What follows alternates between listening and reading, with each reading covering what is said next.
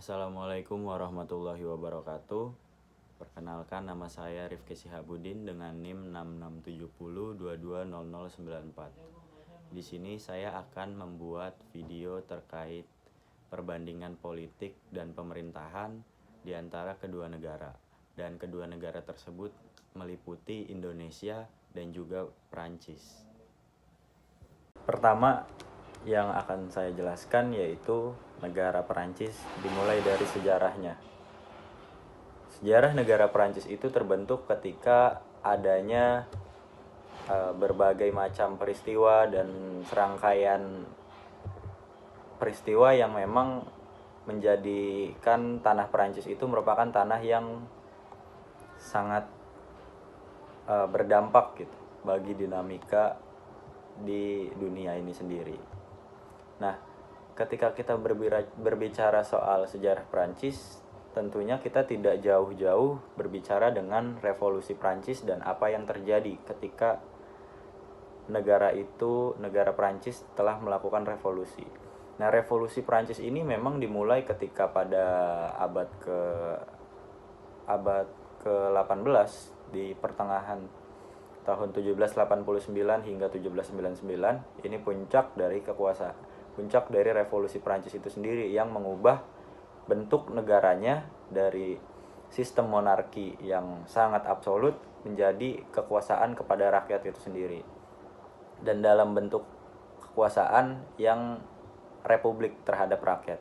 Nah, revolusi ini dikarenakan adanya ketidakpuasan dari masyarakat terhadap kebijakan Raja Louis yang sangat membebani masyarakat di Prancis pada saat itu. Dan terbukti bahwa adanya gerakan masyarakat, gerakan dari para kaum intelektual di Prancis yang mengakibatkan revolusi itu terjadi, dan akhirnya Raja Louis itu kepalanya dipenggal, yang mengakibatkan peralihan bentuk negara menjadi negara republik.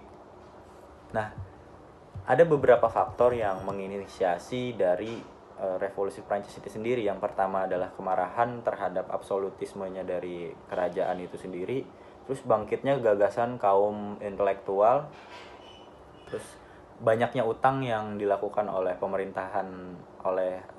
Raja Louis pada saat itu, dan juga adanya kemarahan terhadap hak-hak istimewa dari kaum bangsawan yang didominasi dalam kehidupan politik oleh kelas-kelas profesional.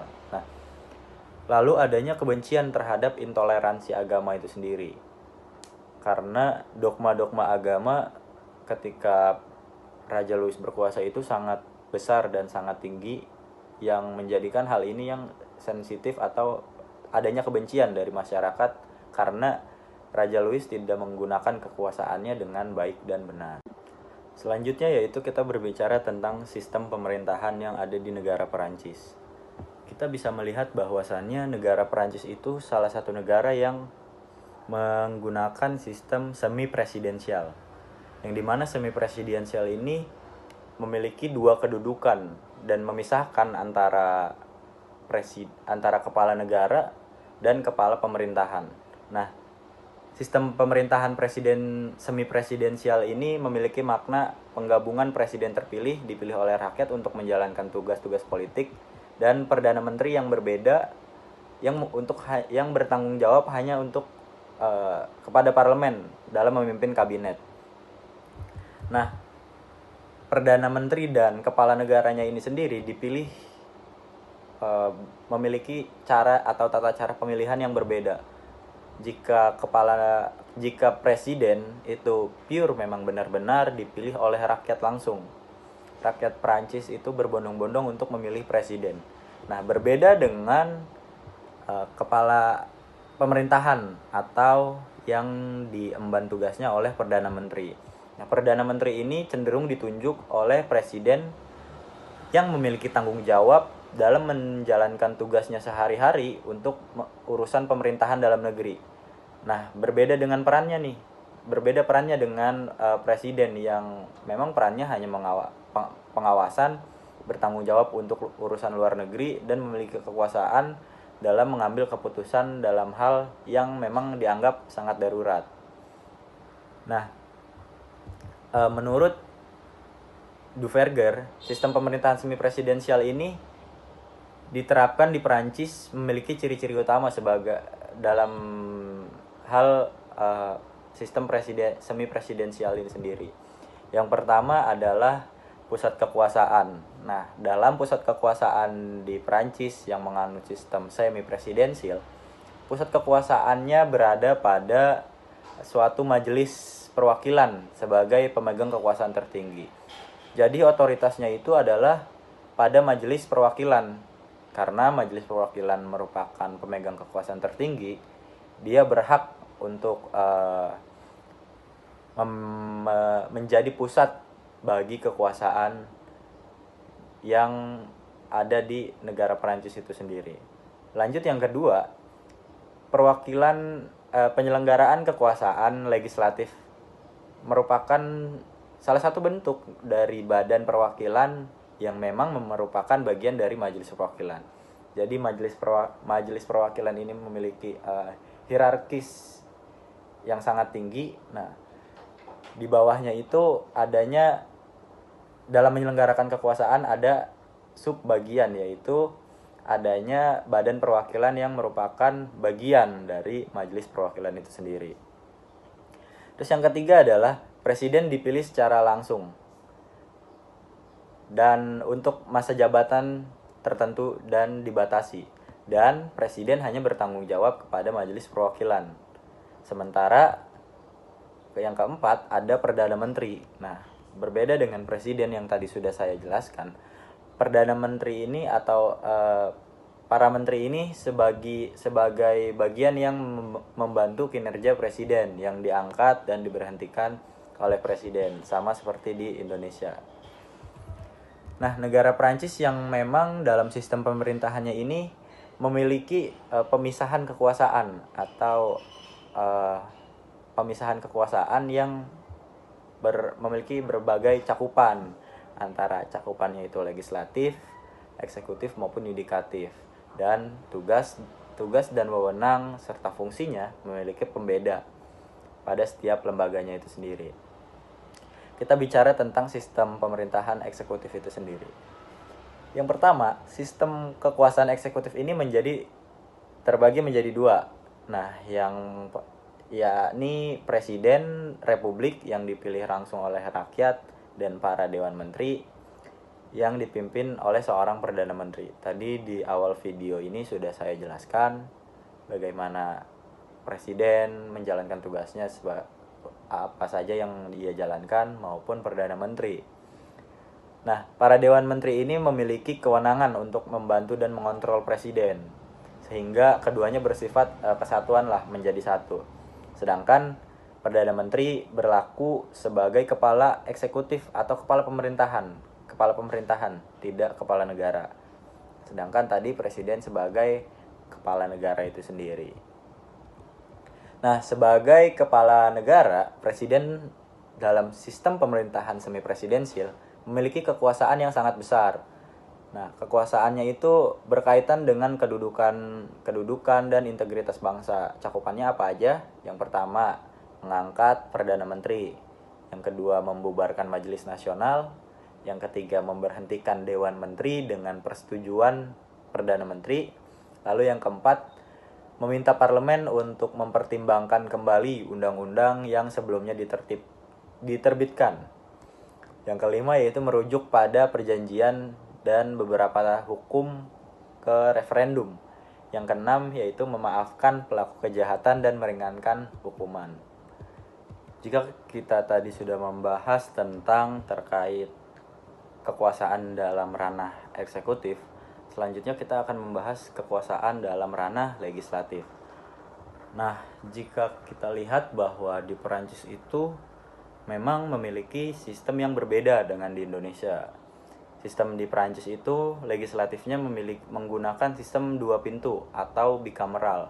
Nah, yang terdiri dari Majelis Nasional atau yang bisa disebut sebagai Assemblée Nation dan Senator.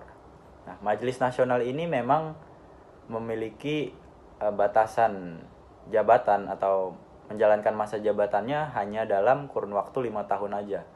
Nah, kewenangannya apa aja sih dari Majelis Nasional ini sendiri? Yang pertama yaitu kewenangannya mencakupi memiliki kewenangan untuk meminta pertanggungjawaban kepada Perdana Menteri dan kabinetnya. Selain itu juga dapat menjatuhkan mosi.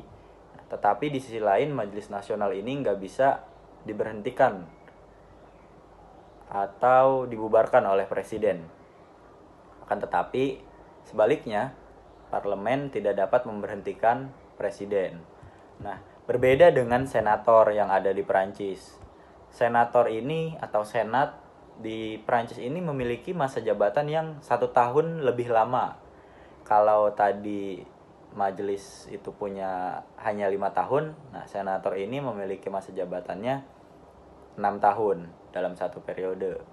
Nah, tahun yang dipilih oleh Dewan Pemilih dengan sistem tidak langsung atau yang bisa disebut sebagai Electoral College, yang anggotanya dipilih oleh anggota Assembly Nation dan delegasi pemerintahan diangkat oleh Departemen Region dan Komun.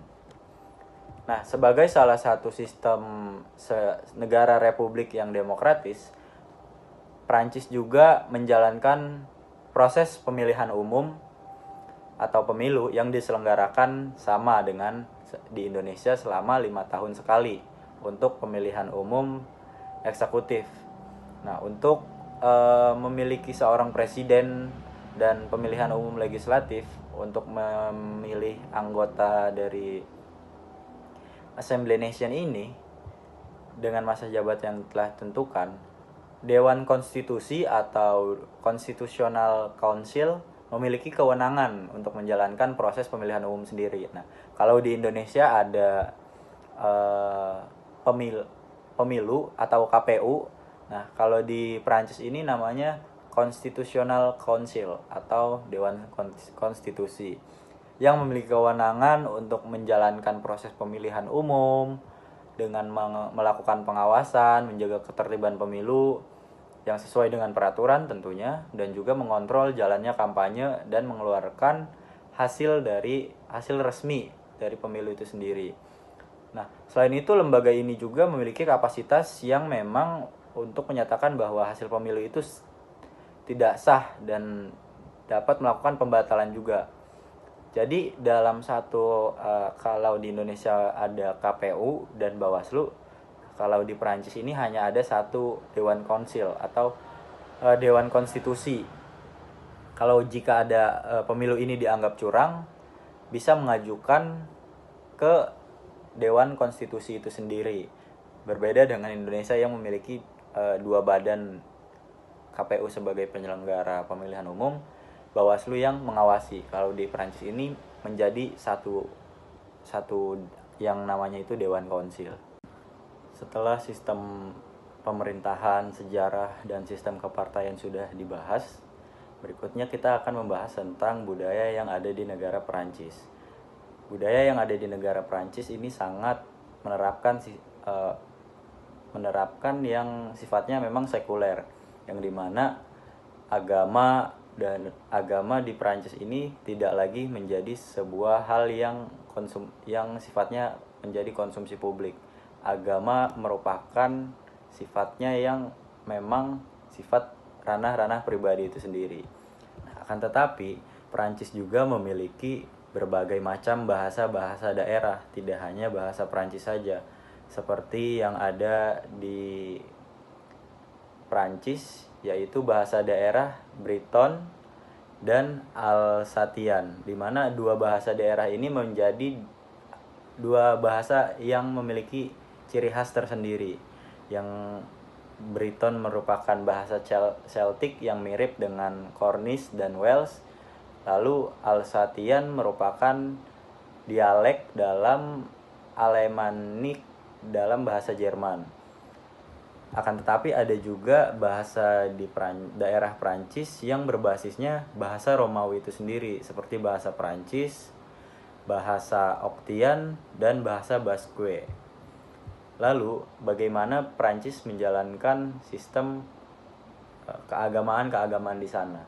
Nah, keagamaan di sana memang sifatnya menjadi ranah-ranah yang privasi atau private, yang dimana Prancis membebaskan kebebasan beragama dan juga mengatasnamakan deklarasi hak asasi manusia yang menginisiasikan adanya kebebasan beragama itu sendiri. Lalu adanya gaya hidup dan peran yang sangat berbeda di kalangan masyarakat Prancis, di mana kota-kota di Prancis memiliki perbedaan yang sangat signifikan. Contohnya di Paris yang memang mengutamakan strata sosial yang lebih tinggi yang mendominasi sosial budaya, dan sosial budaya di Prancis ini meliputi fashion, film maupun lukisan dan sifat yang memiliki seni lainnya. Jika tadi sudah membahas terkait Prancis, negara Prancis, sekarang kita akan beralih ke negara Indonesia. Dimulai dari sejarahnya, Indonesia memang terdiri dari entitas-entitas sosial yang berbeda-beda dari berbagai macam suku yang ada. Jika kita lihat sejarah Indonesia, Indonesia memang terdiri dari berbagai macam kerajaan-kerajaan yang menguasai wilayahnya itu sendiri. Sebelum adanya negara Indonesia, Indonesia memang memiliki daerah-daerah yang dikuasai oleh kerajaan-kerajaan tertentu. Setelah itu, adanya kolonialisme membuat adanya semangat dari para pemuda-pemuda di Indonesia. Hal itu tercantum dan terdeklarasikan dalam Sumpah Pemuda yang ada pada tahun 1928, di mana Sumpah Pemuda itu meliputi golongan-golongan pemuda dari berbagai daerah yang ada di wilayah Nusantara itu sendiri. Setelah itu, adanya deklarasi kemerdekaan Indonesia yang diinisiasi oleh para petinggi-petinggi atau para founding father kita, seperti Soekarno dan juga Bung Hatta, di mana kedua founding father ini menjadi kunci dari deklarasi kemerdekaan di Indonesia, dan kedua founding father ini merupakan bagian presiden dan wakil presiden pertama kali sejak Indonesia mendeklarasikan kemerdekaannya. Pembahasan selanjutnya kita akan membahas terkait sistem pemerintahan yang ada di Indonesia. Sistem pemerintahan di Indonesia adalah sistem yang kompleks dan dinamis dengan beberapa perubahan sejak kemerdekaan pada tahun 1945. Sistem pemerintahan ini sejak kemerdekaan hingga saat ini mengalami beberapa perubahan, termasuk perubahan dari sistem presidensial ke sistem parlementer dan kembali lagi ke sistem presidensial. Sistem presidensial yang pertama dilakukan itu ketika tahun 1945 hingga 1949. Dalam kurun waktu sekitar 4 tahun, Indonesia mengalami atau menjadikan sistem pemerintahan presidensial. Dilanjut dengan sistem parlementer, di mana sistem parlementer ini merubah nama Indonesia menjadi Republik Indonesia Serikat pada tahun 1949 hingga 1950, dan Indonesia menjalani sistem pemerintahan dengan adopsi sistem pemerintahan parlementer semu, yang dimana memiliki peran penting dalam menentukan kekuasaan pemerintahan meski kedudukannya terbatas.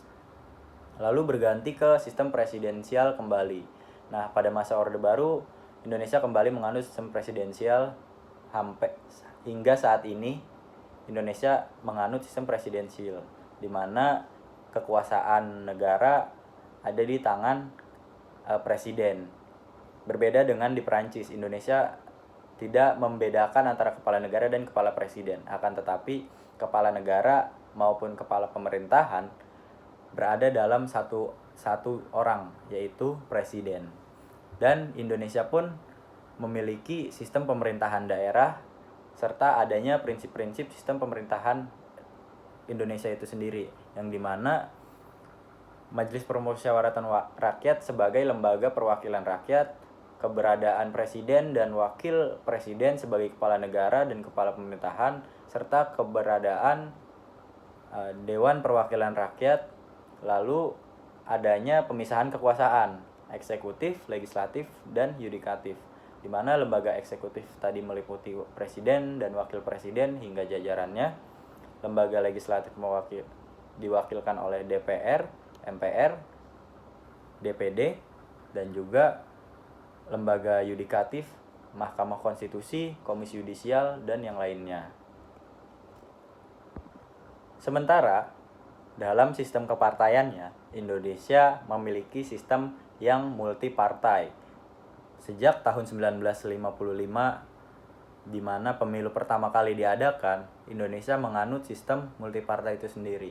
Dan partai-partainya beragam dari berbagai ideologi-ideologi tertentu. Ketika tahun 1955, banyak partai yang menganut ideologi Islam, ideologi komunis, bahkan sampai ideologi nasionalis atau sosialis itu sendiri.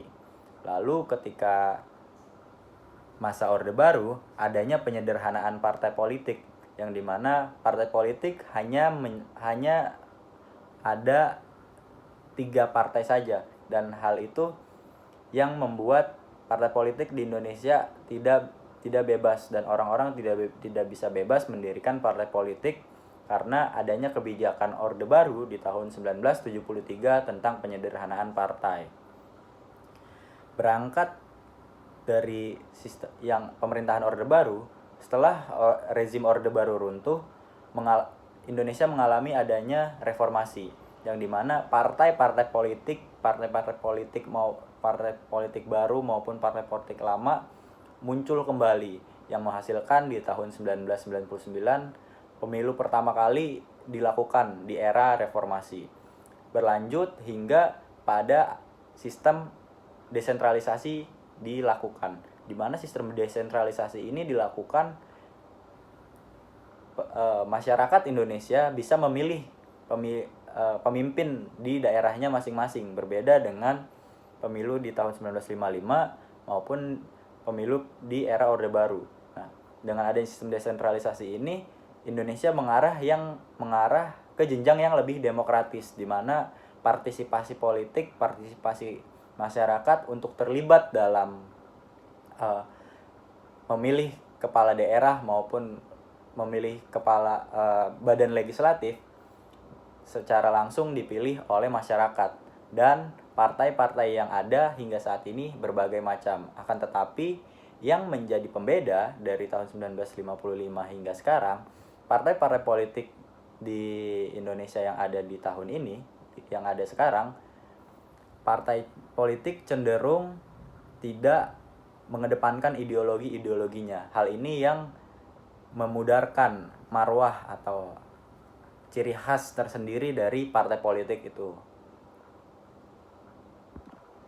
Setelah sistem kepartaian yang sudah dijelaskan di Indonesia, rasa-rasanya kita sangat perlu untuk membahas sosial budaya di Indonesia itu sendiri.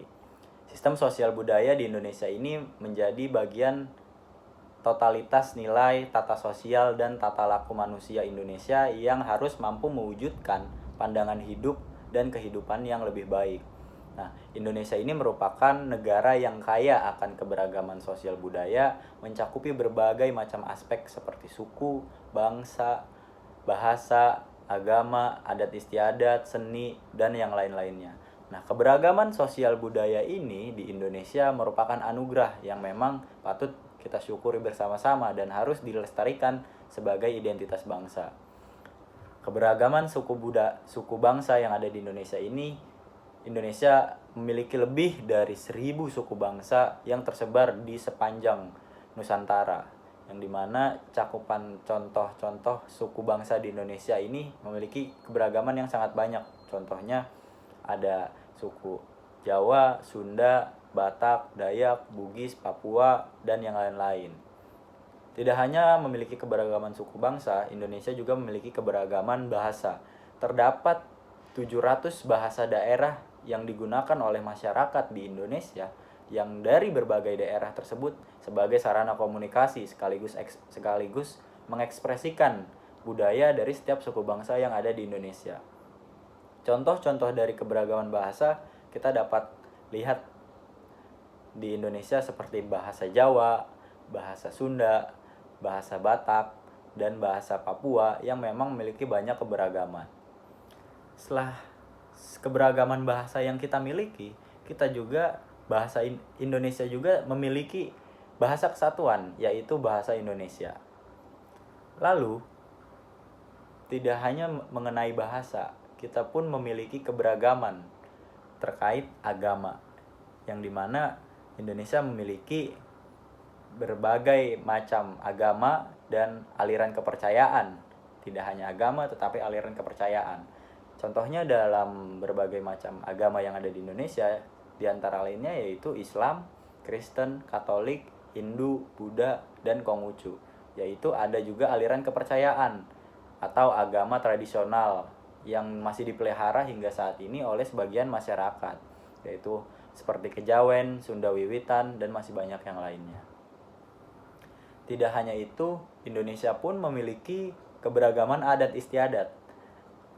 Indonesia memiliki macam-macam adat istiadat yang berkaitan dengan kehidupan sosial dan kehidupan sosial, ekonomi, politik, hukum, dan juga budaya masyarakatnya. Adat istiadat ini juga merupakan aturan atau norma yang memang mengatur perilaku masyarakat dalam berbagai situasi dan kondisi. Nah, contoh dari adat istiadat di Indonesia itu adalah adat Minangkabau, adat Jawa, adat Bali, dan adat Toraja. Tidak hanya memiliki keberagaman adat istiadat, Indonesia juga memiliki kaya akan keberagaman seni. Contohnya yang dapat menjadi identitas kita adalah adanya batik. Nah, tidak hanya batik, kita pun memiliki keberagaman seni dalam mengungkapkan ekspresi, yaitu ada seni rupa, seni musik, seni tari, seni teater, seni sastra, dan yang lain-lainnya.